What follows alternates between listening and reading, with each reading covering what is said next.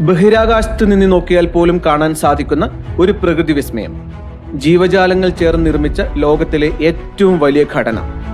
1981 യുനെസ്കോയുടെ world heritage സൈറ്റിൽ ഇടം പിടിച്ച ഇത് 7 പ്രകൃതിദത്തമായ ലോകാത്ഭുതങ്ങളിൽ ഒന്നായി കണക്കാക്കിയിട്ടുണ്ട്.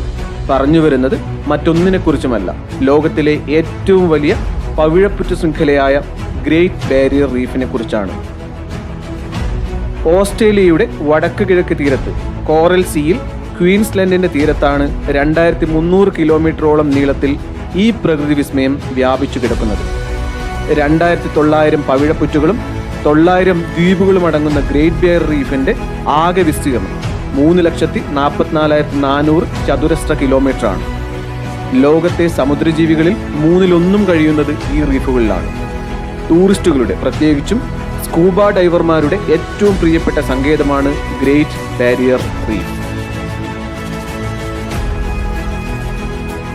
1500-ൽ അധികം മത്സ്യവർഗ്ഗങ്ങൾ, 400ഓളം കോറൽ സ്പീഷീസുകൾ, കടലാമകൾ, ഡോൾഫിനുകൾ, തിമിംഗലങ്ങൾ തുടങ്ങിയവയെല്ലാം കാണപ്പെടുന്ന ഈ വിസ്മയത്തെ കടലിലെ ജീവജാലങ്ങളുടെ സ്വർഗം എന്നും വിളിക്കാറുണ്ട്.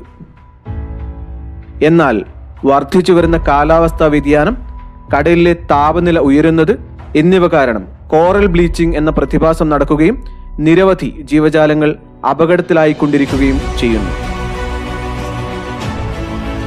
ഈ പ്രകൃതി വിസ്മയം നിറം മങ്ങാതെ കാത്തു സൂക്ഷിക്കുക എന്നുള്ളത് ഭൂമിയുടെ നിലനിൽപ്പിന് ഒഴിച്ചുകൂടാനാവാത്ത ഒന്ന് തന്നെയാണ്.